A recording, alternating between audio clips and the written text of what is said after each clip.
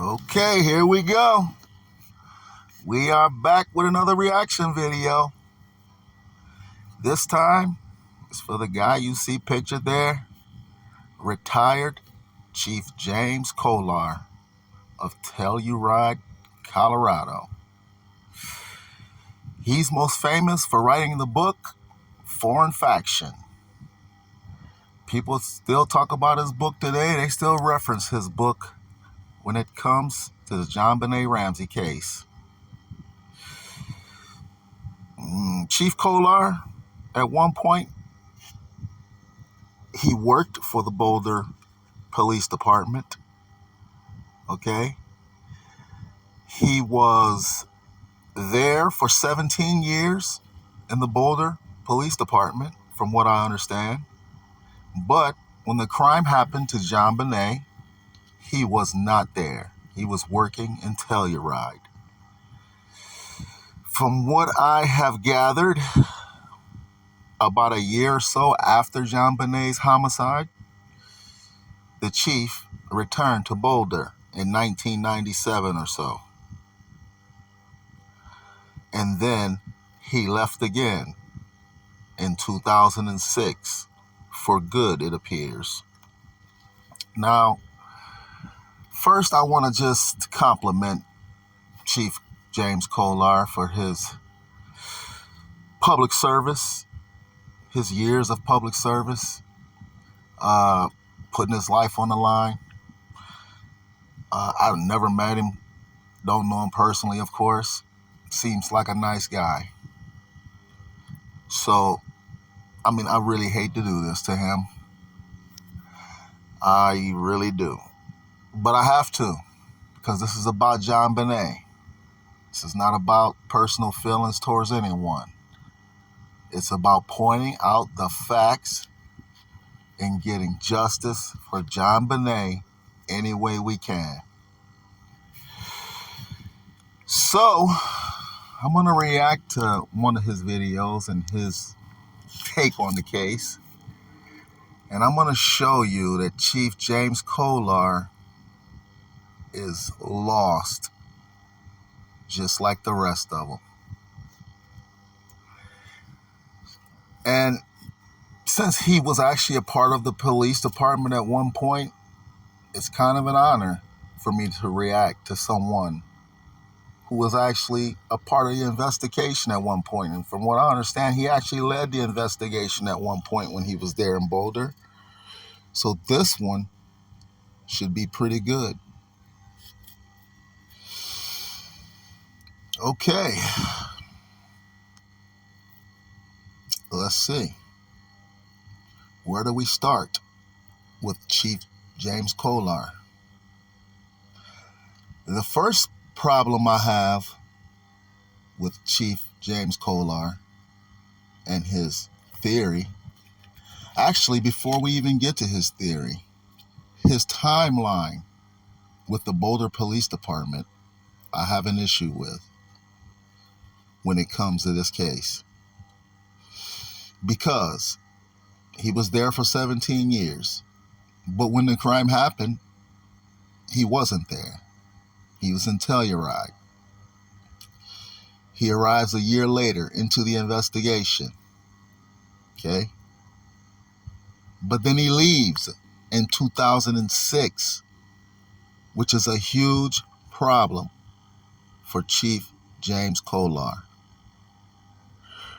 Because as some of you may know who've watched my other videos, including the video titled "The DA, Boulder DA and Cops Agreed to Never Solve This Case," I have explained to you that in 2006 was the most important year in this case that nobody ever talks about. Go check out the video in more detail, but I'll explain it to you briefly. Chief Kolar left Boulder in 2006. That same year, in 2006, there was a lawsuit filed against myself, one of John Ramsey's friends, his banker friend, sued me for defamation because I accused him of this crime in a JonBenet Ramsey forum. Mind you, a forum that was set up to name suspects. Everyone was in there naming suspects. But what I was saying about this guy really got to him. He filed a lawsuit. He ended up dropping it after just 30 days. Okay? It's a fact. It's there. Just look it up. 2006. It's public information. Simple Google search. You'll see it. Nobody ever talks about it. It's swept under the rug. Okay? But it's the most important event that happened in this case thus far. Because that lawsuit in 2006, after Chief Kolar left, okay, compelled myself to travel to Boulder, Colorado, which it was in 2007 at this point. That's when I could make it. Me, other witness, explained to the Boulder DA they had the case at that time because, remember, in 2007, the Boulder cops, the Boulder DA, they were at odds. The cops thought the Ramseys did it. Okay? We had the cops who thought the Ramseys did it, and the RDI people, Ramsey did it, theorists against the Boulder DA, and the IDI theorists who thought an intruder did it. So they were at odds. They were so at odds that the Boulder cops, I believe it's 2005 or 6 or so, somewhere in there, 4, they said to the Boulder DA, you think you're so smart? You think you can solve this case? You take the case out of our hands. You solve it. And that's what happened. The Boulder DA took the case from him. Said, we'll try to solve it then since you can't solve it. So in 2007, they had the case. So I had to go see them, not the cops. And that's exactly what the Boulder DA did. They solved the case. Because I went in there and I explained to them exactly what was going on and how the Boulder detectives fell for a frame-up in this case. Ramsey pen, Ramsey paper, Ramsey paintbrush just left hanging from her neck and not thrown out after the deed was done. Why is it just hanging there? Everything before 911 is called is done to make the Ramseys look guilty. Even the small foreign faction is written with the Ramseys pen and paper, implicating the Ramseys. Everything implicates the Ramseys. That's the definition of a frame-up. There was no attempt to mislead the cops into thinking someone else did it. There was no cover-up. Where's the cover-up? Before 911 is called. So they learned this. And what was their reaction? The Boulder DA's reaction? A year later, they said the Ramseys had nothing to do with this crime. They not only eliminated the Ramseys as suspects, they apologized to the Ramseys. See, there's two different things. An apology and an elimination. When you apologize, that's basically saying, we know exactly what happened in this case. That's basically what they're telling the public. We apologize to you. Why? What if the Ramseys paid the perpetrator? Okay, you have DNA. You have this touch DNA that you base this apology on that doesn't belong to the Ramseys. But what if they paid the intruder? Are you still going to apologize? No, of course not. They apologize because they know the Ramseys didn't pay. They know exactly what happened. They know their cops fell for a frame-up. And they found this out in 2007, and they responded in 2008 by saying the Ramseys didn't do it, and they apologized. And now, basically, they're just never going to solve the case.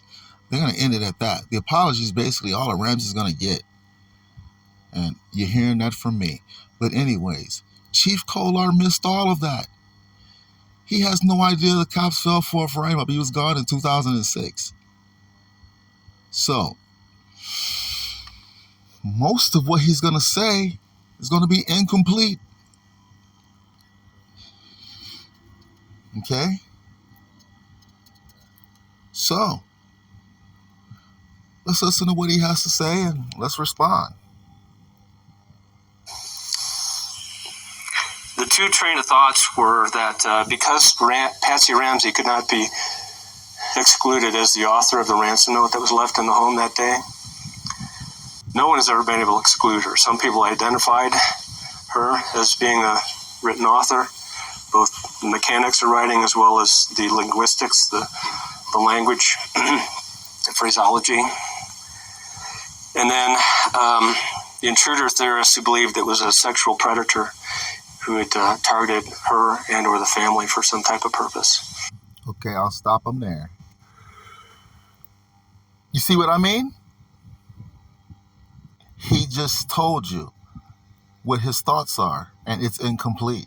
He believes that the only other option is these intruder theorists who believe this was about a sexual predator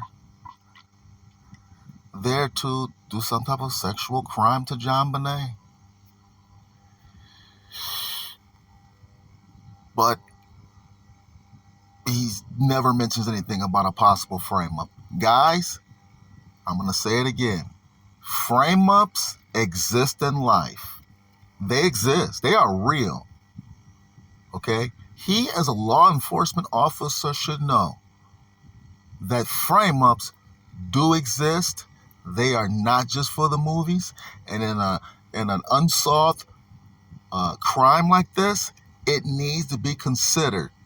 For some reason, in the JonBenet Ramsey case, everyone, it seems, except me and Patsy Ramsey's sister, who once called it a frame-up, Pam Paul, but haven't heard from her since, everyone forgets that frame-up is a possibility. It's not about a kidnapping gone wrong. It's not about a sexual predator. Ramsey pen, Ramsey paper, Ramsey paintbrush just left hanging from her neck. What if the perpetrator put Patsy Ramsey's driver license and just laid that on her chest? Would that convince you this is a frame-up possibility? Frame-up possibility must be considered, because if you don't consider it, there's a clever perpetrator out there who can trick James Kolar, as he did in this case, because James Kolar never considered a frame-up possibility. He just told you himself. This is about some intruder, sexual predator. No, he's been tricked. He's never even brought up a frame-up possibility in his book, Foreign Faction, which makes his book incomplete and can be misleading due to the fact that an intruder who tricked him makes him think the way he's thinking. The evidence that people pointed to that they believed accounted for a perpetrator was a boot print in the wine cellar downstairs where JonBenet's body was found. If you remember, there was a high-tech boot print from the poon of a boot left in some kind of like white fragile mold in the cellar there. It was not uniquely identifiable because there were not any wear patterns on it. It's just the standard imprint on a high-tech boot that could have been on any boot. There was a scuff mark on the wall beneath the train room window well, which Lou Smith believed had been left by someone either climbing in or out of that window. There was a suitcase beneath the window that was thought to have been either used to climb in or climb out, because the window was about, if I remember, about 4 feet off the floor, so you couldn't easily get up into it. I can't remember the exact dimensions at the moment. And then Lou believed that a stun gun had been used. And he compared pictures of where we knew a stun gun had been used in a homicide that took place in 1993 in Steamboat Springs. Gerald Boggs had been murdered by his wife and a male accomplice, and they admitted after they'd been charged of using a stun gun to torture him. They'd shot him, they'd beat him with a shovel as well. And there were marks on Gerald's face that looked similar to some markings on JonBenet's face. And he used some pictures from that autopsy on Gerald to try to compare the injuries on JonBenet's face. There was on the cheek kind of a deteriorated, almost the size of a button mark that distinctly looked like a burn mark on Gerald Boggs, and confirmation because that was the location where they'd used a stun gun on him. JonBenet had a similar mark here. A forensic pathologist in Detroit disagreed. He didn't think it was a burn mark from a stun gun, but he thought it was some type of imprint plus decomposition. There was another smaller mark on the cheek that, I'm sorry, I'm putting the wrong side, but it was too hard to line those up to determine whether or not they measured with a stun gun. There were a couple other marks on her back, however, that were easily identified and easily measured.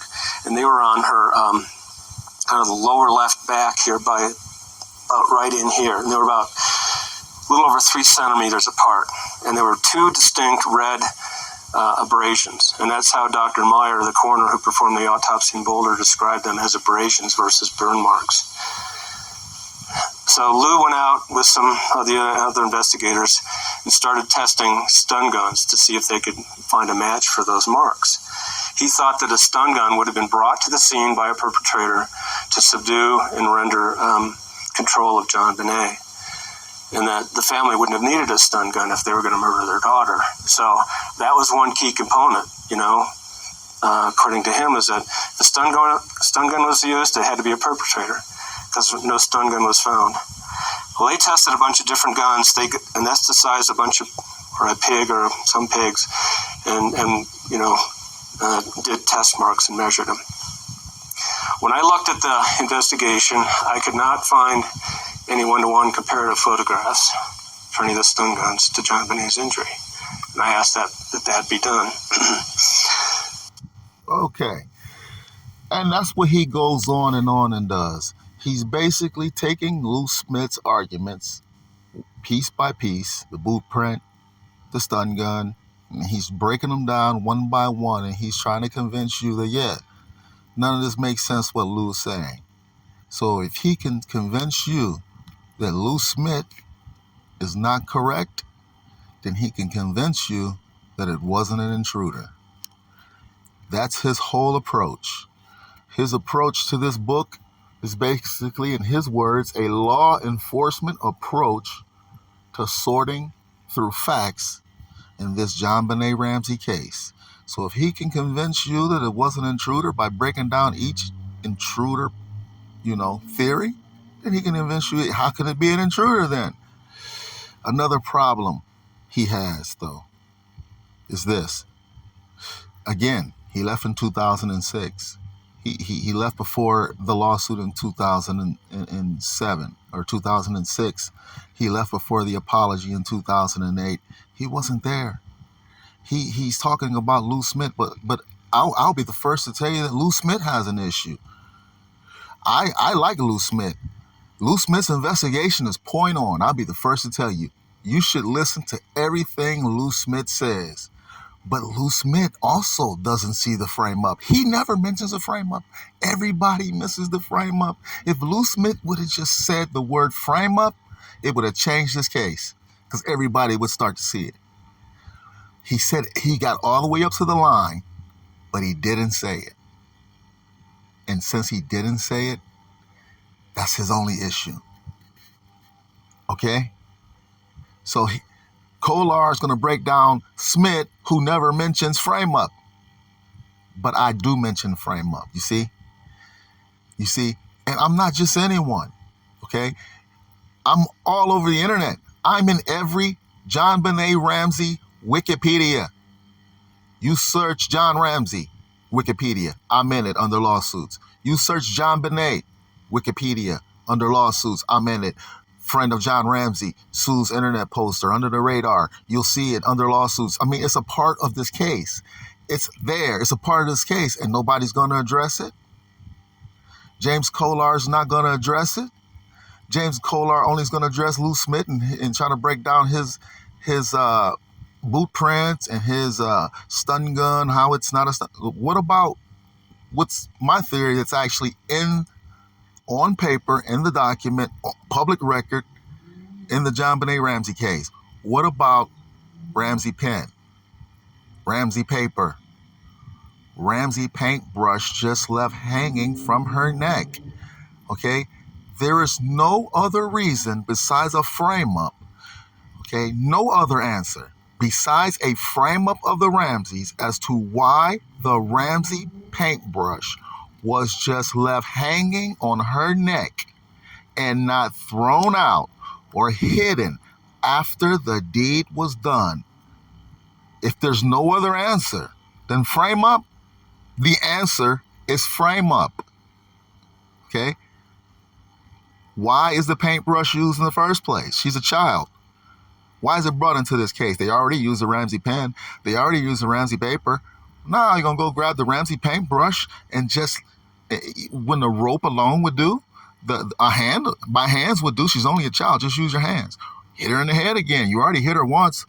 Why go now get the paintbrush? Why add that to the crime? And then why just leave it hanging there? A frame up is the only answer. James Kolar needs to address that, okay, before he starts to go sell books. Okay, because it's on public record. It's there. They can not talk about it all they want. Okay, they can sweep my lawsuit against me and my theory under the rug all they want. But it's there in the public forever for the public to see until one day someone who's brave enough to actually start talking about the mysterious lawsuit that was filed and dropped after just 30 days. Okay? James Kolar, I apologize to you, buddy. I had to do it to you. But foreign faction is incomplete. You left before all the action took place. I wish you luck, and I'll catch you guys soon.